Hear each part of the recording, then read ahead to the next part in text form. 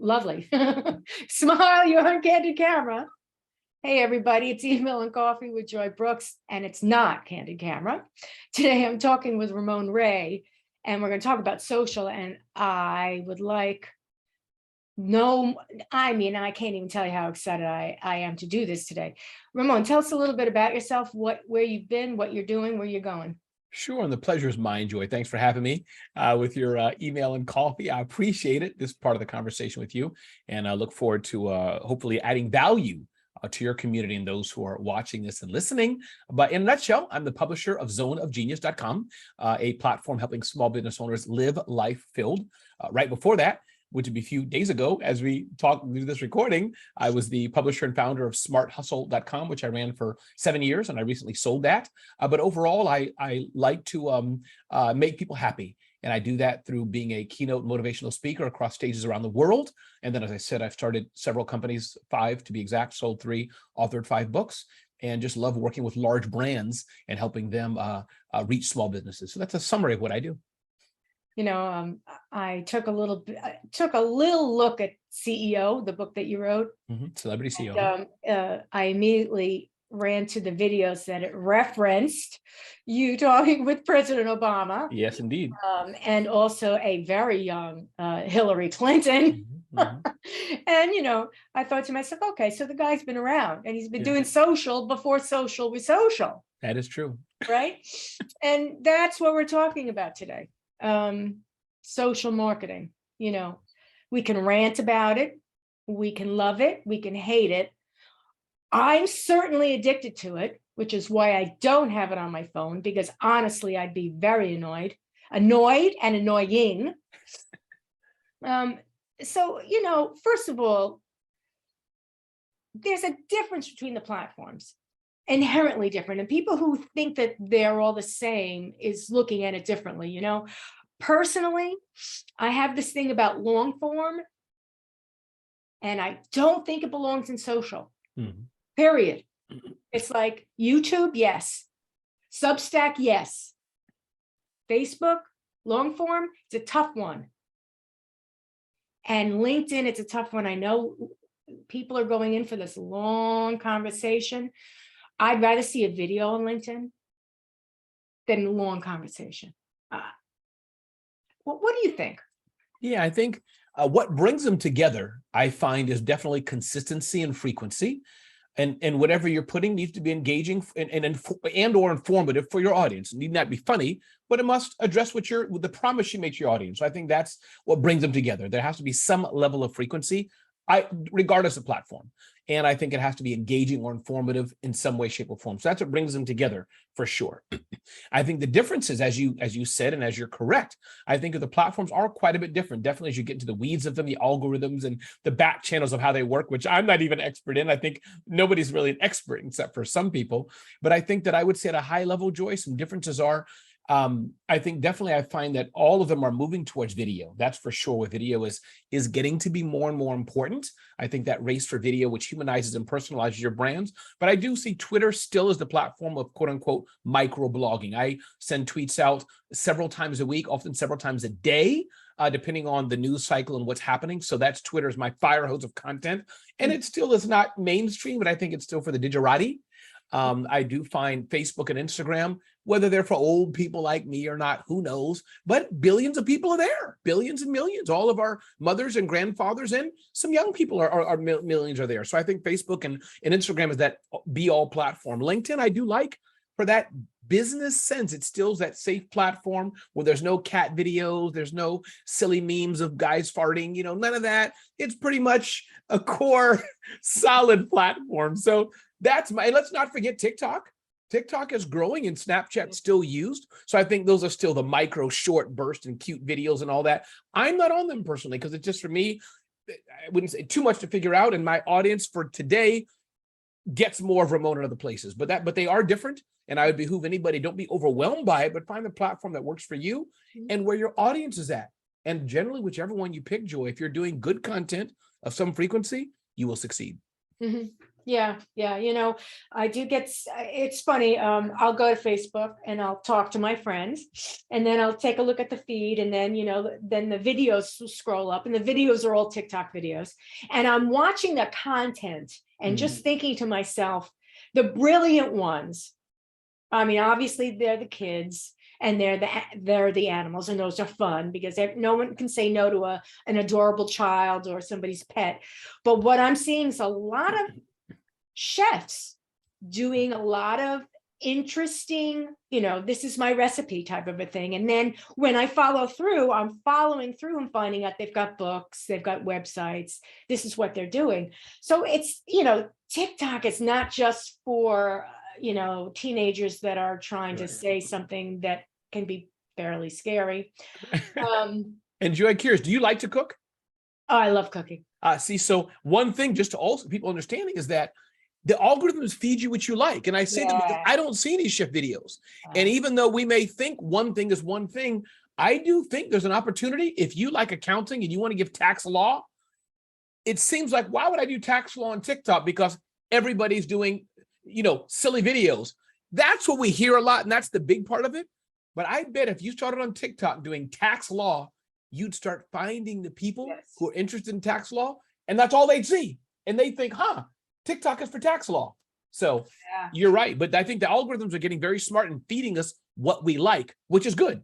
Which is good. A lot of people will say, I don't like the privacy issues, but the underbelly of privacy is not just stealing your data and trying to do something with it. It is trying to do something smart with it so that you get what you want, not what you don't want. And I recently had a friend on Facebook came up and said, I'm really tired of seeing all this stuff on Facebook, these advertisements. I'm thinking of, shutting my Facebook account down. And I immediately came back and said, no, please don't do that.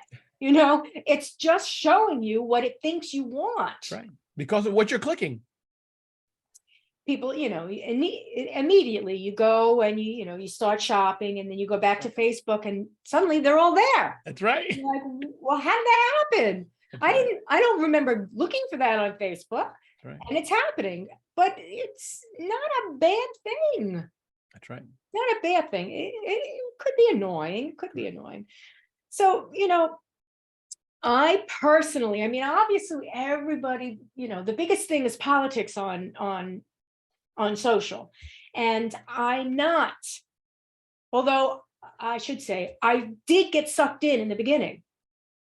And then I realized very quickly that you're getting inundated with, yes, hopefully middle of the road, but you're getting inundated with fringe. So, it's obvious to, if somebody's going to talk about the weather, they're not going to say every single day the weather's great, because that's not content. They're going to complain about the weather and show you horrible pictures of things happening horribly with the weather. And that's what I'm saying about politics. That's what you're going to end up seeing. You're not going to be seeing somebody saying, oh, they're doing great roads here, and there's fabulous things happening in this state because of, so-and-so being elected. You're not going to see that. You can see people complaining either way. And that's when you get inundated. And that's when, while I think, it would be great to have a perfect world and you would just be able to get the news on media, that's what most people are talking about these days. Social media and the news, and how it's getting drawn this way or this way, and we don't get this. And that's a rant that everybody can have. That's what turns people off to social media. And I basically say, I don't, there are people that are talking about it, but I say that a lot of people are drifting away from it. I see that as a trend, that people are drifting away from those conversations that 2 or 3 years ago, everybody was having and freaking out over. And literally, I got blocked. And I thought, okay, so somebody got really upset over what I said. And I think I was saying, let's not do this. Please, let's not do this. So, do you think that, do you think there's ever going to be a resolution to any of this? Getting blocked, getting, literally thrown off platforms, all of these things, these oddly, they're not just political, well, let's call it a trend, to say the least. Do you think that they were going to see some point where it's going to level out? No, I mean, I think that social media is I think barometer is the right word, barometer or a thermostat. No, a thermometer. The social media, I think, is a thermometer of society. So I think even though most people are not canceled or blocked, I think most people are living relatively good lives. But as you said, we only hear fringes. We only hear the negativity. So I think that, no, that's going to continue because that's how society is getting. This person speaking at this high-end university, 10 million students don't like that. They said they like, green roses. So the university said, don't come and speak about green roses. So I think we'll see that because that's a reflection of society. However, my encouragement, especially to business owners and small business owners, is build your own tribes. Build your own tribes. And again, if you have to talk about something, if that's what you want to, your right to speak, talk about something that the platform you're on doesn't like, there's really nothing you can do. It's a private platform. They can say, we don't want guys wearing blue shirts on our platform. That's their right. We don't want guys shaving their head once a week. I shave my head once a week. I won't be there. However, if you're the 80% of people that can talk about 10 ways to have a good flower business, 5 ways to do email marketing, 3 ways to blow your nose better, or hey, I just want to have silly cat videos all day long, you'll succeed. So yes, there is some negativity and all that there, but my advice for others that would be fine tune your algorithms. In fairness, if you're clicking on this politician, that politician all the time and watching it, that is your interest. You will be fed that. But I must say, even for my channel, you're right. It seems like everything is a cat video, whatever. I post on Facebook almost as a blog. I posted yesterday about how a kind lady gave me a mask as I was boarding the plane. I posted how I think my new brand is going slower than I thought. One of my latest LinkedIn posts had about 35,000 views, which for me is a lot. I'm not one of these guys to get millions of that, but for my small tribe. So my point being, if you're out there listening, post what's important to you, be consistent, do it frequently, have good words that start off with so people can quickly get what it's about. And you'll find that your tribe will be there. As Seth Godin talks about tribe, the people interested in you, as you raise your flag, they will become interested in what you're saying for the most part. Yeah. People that are on the fringe will need to find the market on the fringe because they will get bounced around. Let's just put it this way: they'll get bounced around. So if your tribe is radical, one way or the other, then you're gonna get bounced around. You're gonna have to find a way. If not the middle of the road by any means, and not mediocre otherwise, but if your tribe is about shoes, you're not going to have an issue. Right. If you feel that you need to do something, then you can use the platform to show people that you're giving shoes, that with socks. What's the name of the company that does Tom Shoes or Bonobos? Yeah, socks is Bonobos. They Bombas socks. Bombas socks. They donate socks. There is Bonobos. Bonobos, I think, is men's pants. Bombas is socks. Bonobos is pants. Yes. Right. They they donate, and those are the positive. I mean, there's nothing wrong with fringe. Again, if you're radical and that's what you do, right? But you're going to get bounced around. But if you've got a positive message, I really think any tribe wants to hear the positive message. I really do. I can't imagine, using social every day to be negative. Like, why? And that's, I think, the underlying message for all social is be uplifting. Even if your calling isn't to pay it forward, even if your calling is, listen, I'm using this meeting to talk all about myself, because at this point in my life, I'm advertising myself, I'm promoting myself. Yes, I'm a narcissist right now. For this purpose, I have to be all about myself. However, I'm going to do it and uplift people. I'm not going to do it in a negative manner.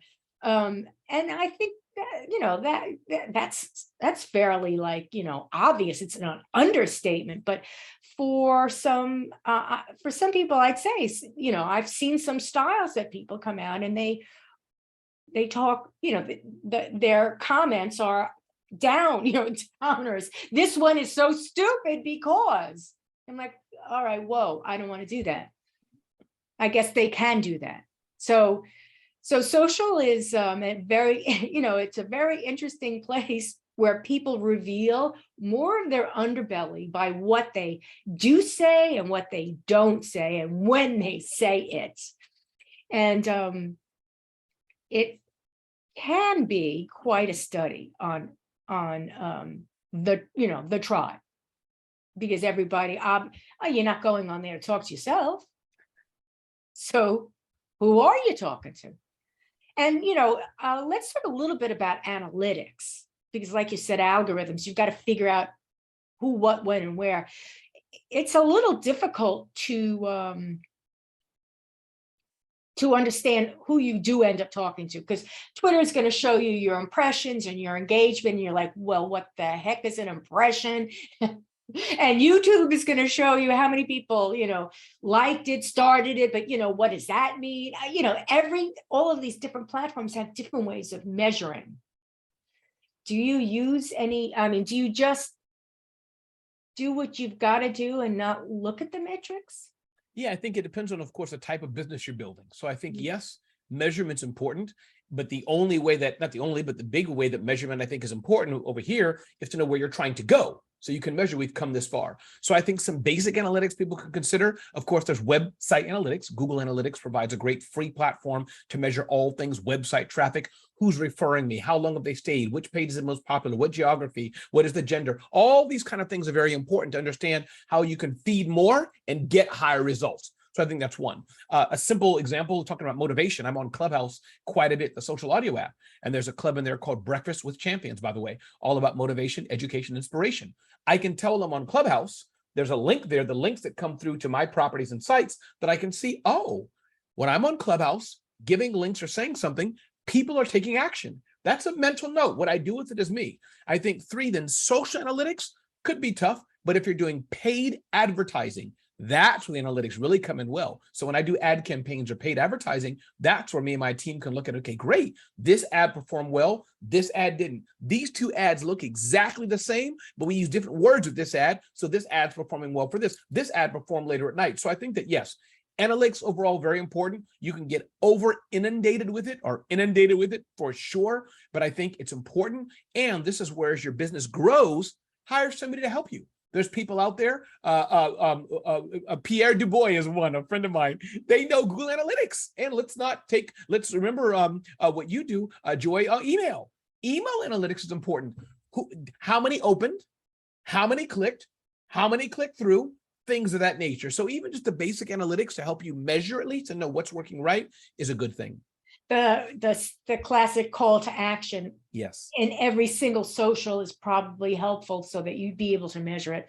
So if you're just saying, it's really warm today, I'm having a cup of coffee, and read my blog while you're having coffee, bam, then you're going to know that people read that and where they came from. So, sometimes people just want to share inane, warm and fuzzy, nothing dramatic type of a comment, and they may be building some momentum. Hopefully, sure, it would be a good idea to measure it some way. So the call to action in the social post somewhere. Instagram is tough because it won't let you link out as clearly as you'd like to. You could put a link in there, but you can't link the link. Right. And it doesn't create a link from a link. It's just it's just string. So it's like, oh, this is not going to work. Correct. Oh, so we do promise to bring folks to another segment with Ramon Ray. We have to do a short one here. So we're going to tie it up with a little bow. Ramon, how can people find you, and where do you want to send them on the web? Sure. Best way to reach me is RamonRay.com, RamonRay.com, or ZoneOfGenius.com. Enjoy. It's been great to be here and talk a little bit about analytics and social media and what people can do to better their businesses and their lives. And thank you for the opportunity. Sure. I really appreciate you coming on. So take care, everybody. Have a good day and happy email marketing, you all.